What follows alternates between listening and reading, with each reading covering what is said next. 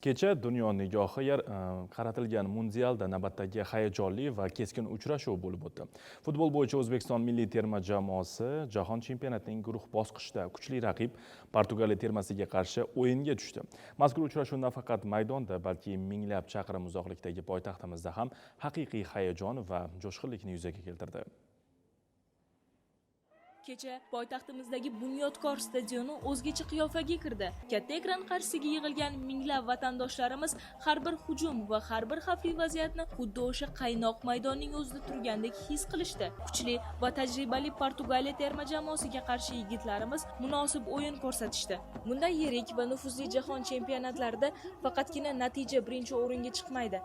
Asosiysi jahon arenasidagi mana shunday shiddatli ishtirok va orttirilayotgan ulkan tajribadir. Yashil maydondagi yakuniy hisob bizni xursand qilmagan bo'lsa ham, eng muhimi bugun qardosh davlatlar, butun xalqimiz va davlatimiz rahbari ularga cheksiz ishonch bildirmoqda. Mundialdagi har bir qadam o'zbek futbolining yangi davri, millionlab muxlislar uchun haqiqiy faxr tuyg'usidir. O'yin davomida taqdim etilgan taassurotlar muxlislar yodida uzoq vaqt saqlanib qoladi. Keyingi tur bahslarida yigitlarimizga omad tilaymiz. Iroda Odiljonova, Said Amirxon Burxon, Jarayon informatsion dasturi uchun.